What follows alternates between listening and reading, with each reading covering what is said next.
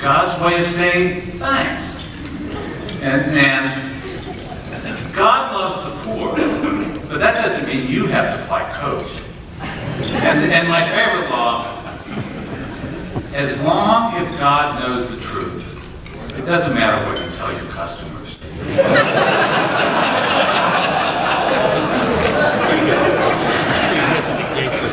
Now, to write this parody, I went back through the history of self-help books, and I noticed a really strange trend.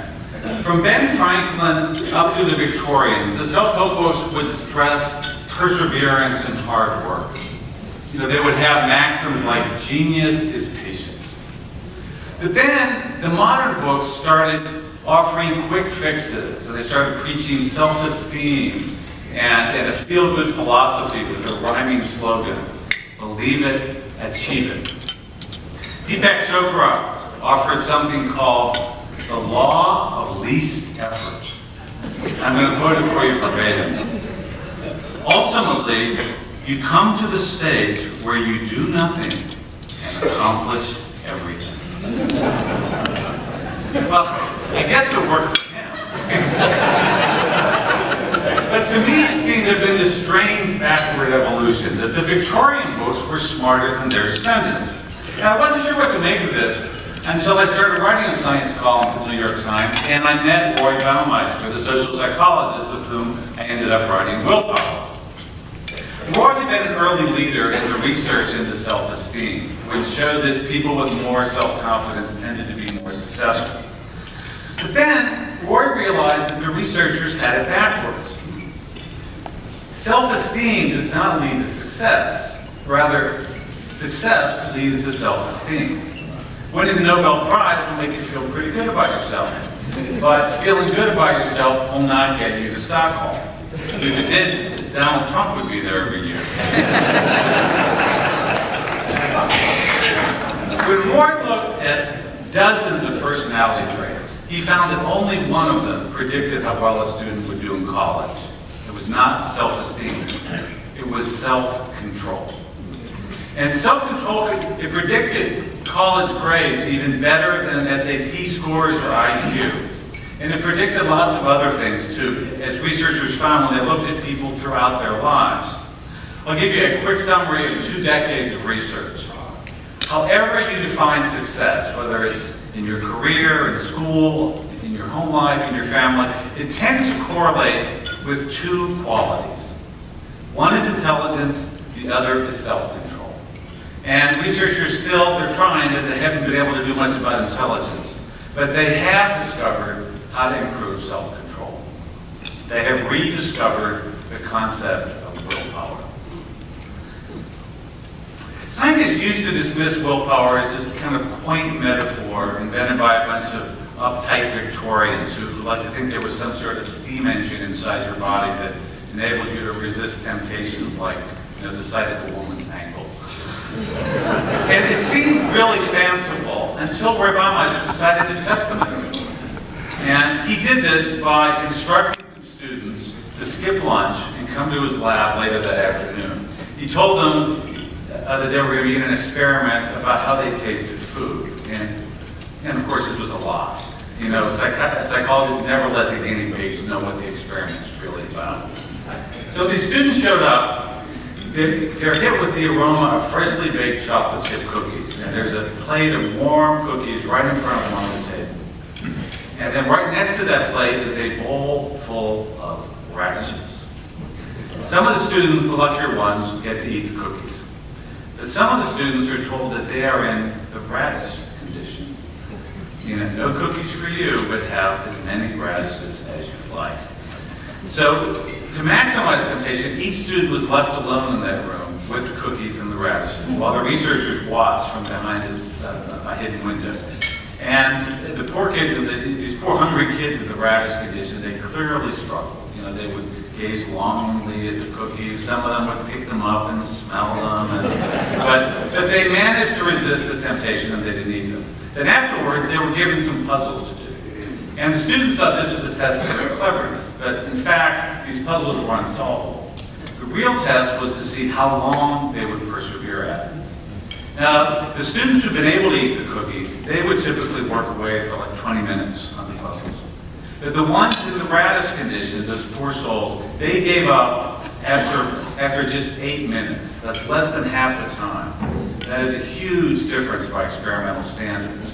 You know, they had successfully resisted the temptation to eat the cookies, but that effort left them with less energy to tackle the puzzles. So it turned out that the Victorians were right. The willpower is more than a metaphor. It really is the source of mental energy, and it can get depleted as you use it. Now, this has been demonstrated in like dozens of experiments. It's even been demonstrated with dogs when they're forced to obey a stay command. And it happens to all of us all day long. Scientists have tracked people throughout the day to figure out how this happens, and they have found that the typical person spends between 3 and 4 hours a day resisting desires. You know, the desire to goof off, the desire to eat, the desire to tell your boss exactly what you think.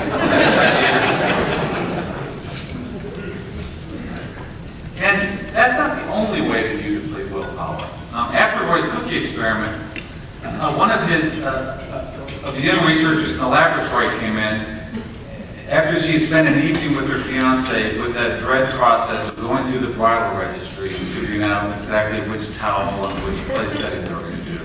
And she found it left her just utterly exhausted. And it gave the researchers an idea. They went out to the suburban mall and they did some experiments with shoppers. And they found that the more decisions a shopper had made, the less self-control they had for doing tasks involving self-control. Making decisions depleted the same source of mental energy as resisting temptations. Now, we call this decision fatigue. And once it sets in, your brain looks for shortcuts in 2 very different ways. One shortcut is to just act impulsively, don't think it through. You know, sure, tweet that photo in your underwear. What could go wrong? The other shortcut is the ultimate energy saver, which is do nothing, just gut the decision. And that does ease the immediate mental strain, but it can cause more problems for you in the long run.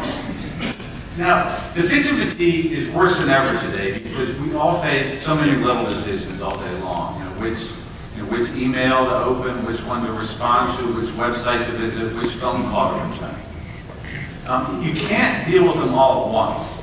So here's another bit of science to help you stay focused.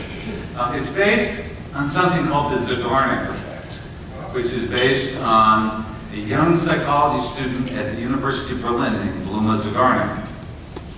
She went to lunch one day with a bunch of colleagues from the university. It was a large group. And the waiter came, he took their orders, didn't write anything down. And it was a giant table, and he delivered everyone's order perfectly. They were really impressed. So after lunch, one of the psychologists had forgotten something, goes back to the restaurant, sees the waiter, and looks to him for help. Obviously, he's going to benefit from the man's excellent memory. But the waiter just looks back at him blankly. Has no idea who the guy is, no idea where he's at. And he explains that as soon as he delivers an order, it vanishes from his mind. So this gets Zeigarnik and the other psychologists wondering, does the brain make a strong distinction between finished tasks and unfinished tasks? And they go back to the lab and they find that sure enough, there is a big difference, that there's a special place in the memory for unfinished tasks. Now, that's why sometimes when you turn off the radio in the middle of a song, that song will keep playing in your mind all day long. That's the Zeigarnik effect. And that's why if there's an unreplied to email, if there's an unread report in your inbox, that will keep sapping your energy all day long until you finish the task. Or until you do another strategy that was discovered in Roy Baumeister's lab. The lab brought in a bunch of students who had an exam to worry about. And they were given some pages of a novel to read that had nothing to do with the exam. And sure enough, as predicted, they kept getting distracted during their reading by thoughts of that exam. Then another group of students came in and did the same exercise. But before they started reading the novel, they were asked to make a plan for the exam. Like, set aside Sunday afternoon to go to the library and study. After they made that plan, they were able to concentrate on the novel and score much higher in comprehension. They still had the exam to deal with it, but just having that plan had cleared their minds. Now, I've thrown a lot at you. I'm going to try to clear your minds now by distilling this research down to showing you how to apply this with some strategies. And I'm going to outdo Brother Ty. He gave 7.5. I'm going to give 8 strategies. Strategy number 1 is know your limits. Watch for signs that your willpower is low. There's no single telltale symptom. It's not like hitting the wall or getting winded. What happens instead is that you start to react more strongly to everything because you have lost the ability to regulate your reactions. So donuts look really tempting. Clients seem whinier than usual. The office comedian is especially irritating. Remember that every little act of self-control and every decision depletes your willpower. So pick your battles. Don't make more than one New Year's resolution. Don't schedule back-to-back meetings all day. You might do what the editors of the New York Times Magazine did when I turned in the manuscript for that decision fatigue article in your folder. They read it and they promptly decided we're not having any more meetings after 3 o'clock in the afternoon. They just realized it's a waste of time. They recognize their limits. You can think of willpower as a muscle that gets fatigued as you use it during the day. That's the bad news about it. But the good news is that you can gradually, over time, build up the stamina of that muscle. And that is strategy number 2. Build your willpower. In one experiment, some people were sent home with instructions to work on their posture. They were told whenever they found themselves slouching, sit up straight. Now, the researchers didn't really expect this to do anything. These really were more of a control group. But to their surprise, several weeks later when they came back to the lab, the people who had worked on their posture were able to do all kinds of other tasks involving self-control that had nothing to do with posture. They had somehow built up that willpower muscle. And there have been other studies that have found that when someone works on one aspect of self-control for a while, like controlling your spending, eventually they'll end up being able to do better in school, to do better at work, to be more careful about what they eat. The research shows that any repeated exercise of self-control will, over time, gradually build up that willpower muscle. Now, that's one way to do it. There's also a much easier way to build up your willpower. And that's strategy number 3. Eat. I love giving this advice at lunch. You're already on the path to virtue today. Experiments have shown that simply drinking a glass of lemonade will give you a temporary boost in willpower. But it doesn't work unless the lemonade has sugar in it. If it's got Splenda, there's no effect. That's because sugar contains glucose, which is the fuel that's what fuels the brain's supply of willpower. Now, experimenters use sugar because it has a really quick effect, and it's very easy to measure those effects in the lab. I would say don't try this at home. All foods contain glucose, and you're better off eating healthier ones that release glucose more slowly during the day. But whatever you decide to eat, don't make any big decisions on an empty stomach. And don't beat yourself up for wanting a late afternoon snack. That might be just what you need. And above all, remember this, that science has finally provided a solid justification for the expensive count lunch. Now, strategy number 4 is to avoid the planning fallacy. Just about all of us routinely underestimate how long something will take. This planning fallacy, as it's called, explains why a typical project takes twice as long as it's predicted to take, and often longer. That's why so many people put down their goals for a week. They put down more goals for 1 week than they could possibly accomplish all month. A better approach is to use the one that Aaron Patzer, who started Mint.com, the financial management website that's used by millions of consumers. From his early days as a startup, each week he would tell his managers to list their goals. And they could have 1 goal, that's all they had to have. They could have 1 or 2 or 3, but no more than 3. and they had to finish the first goal before they could start on the second goal. Now, even once you set realistic goals, you still have to figure out all the little steps to get you there. And that is strategy number 5. Make a to-do list that is actually doable. You won't conquer the Zeigarnik effect if you put down something vague on your to-do list like hire a new web designer. Because that's going to keep nagging at your mind because you haven't really figured out how to do that. You have to put down on that list something that you know exactly how to do, like call Jennifer for recommendations of web designers or read applicants' resumes. You need to write down the very next action, as David Allen calls it. Some of you may know that he's the author of Getting Things Done, which is the one self-help book besides my own that I recommend buying. I visited David, and his system is called Getting Things Done, GTD, and I visited him in California, and I had the most severe case of desk envy, because you go in, he has nothing on a 12-foot long desk, nothing in his inbox. He has worked out this system for zero inbox, that you basically make a plan to deal with every email, every piece of paper that comes across your desk. That's how you keep your mind clear.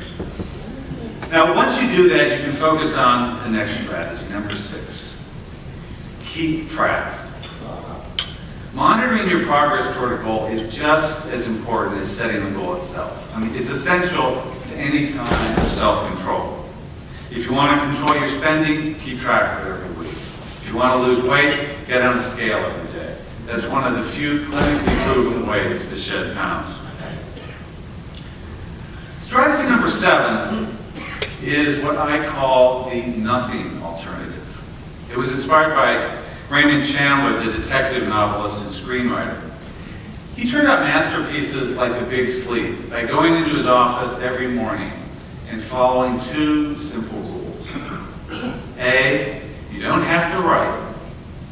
B, you can't do anything else. Eventually you get so bored with work. That's Now, this nothing alternative is ideal for the internet age. No matter what your line of work, I recommend, set aside a chunk of time, say 90 minutes, ideally at the start of the day, to work exclusively on your primary project. Start a stopwatch on your smartphone, and don't do anything else until it hits 90. No web surfing, no phone calls, no emails. This works because it's what researchers call a bright line rule. It's a rule that's effective because it's very clear, unambiguous, and you know exactly when you've crossed the line. I mean, you can set other bright line rules too, like no Twitter, no Facebook before noon. Now, of course, it takes willpower to start following one of these rules. But once you do it for a while, you start to do it automatically without any conscious effort. It becomes a habit. And once something becomes a habit, you're benefiting from the final and the most important strategy of all, which is number 8, conserve your willpower. Yes. This strategy comes out of a scientific study, another study that didn't come out the way it was supposed to. The researchers wanted to understand why some people have more self-discipline than other people. And so they tracked them all during the day. They expected to find that the people with really good self-control in their lives would be exercising their industrial strength willpower lots of times during the day. But to their surprise, they found out that these people actually used willpower less often than the other people. And the researchers couldn't figure it out until they realized what these people's secret was. They structured their lives to minimize temptation. They stayed away from all-you-can-eat buffets. They didn't keep bowls of candy on their desk. If they wanted to focus on a project, they turned off email notifications. They conserved their willpower so that it was available for emergencies and for the big decisions. Now that's the lesson that Mark Zuckerberg and Barack Obama took from reading the chapter of ours about decision fatigue. They resolved to eliminate as many little decisions in their lives as they could, starting with the decision of what to wear every day. They started wearing the same thing. One of them would go to work every day in a gray t-shirt and a black hoodie. The other one would always go in a dark business suit. I can't remember which was which.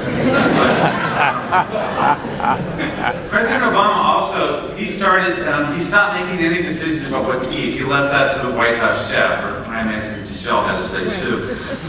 Now, he was outsourcing his decisions, and that's something that you can do even if you don't have a staff quite as large as his. Instead of deciding every morning whether you're going to exercise, you can schedule a regular appointment with a friend, so it's not really a choice to go. You have to do it. You can outsource self-control to Facebook groups and to smartphone apps that will monitor your progress and that will prod you to reach your goals. You can install software on your computer that will keep you off the web every day. You can even install some software that will send an email to your boss telling them exactly how much time you spend on Facebook, on ESPN.com, on whatever it is. I do not recommend that software. I have not tried it. But I can tell you that I have tried all these other strategies, and that although they may sound tedious, they actually make life a lot easier. I had a really bad problem with procrastination all my life. I never turned in a college paper or a New York Times column until the absolute deadline, if that. But when Rory and I did Willpower, I decided I was going to try all 8 of these strategies. So I watched for signs that my willpower was low, and I made allowances for it.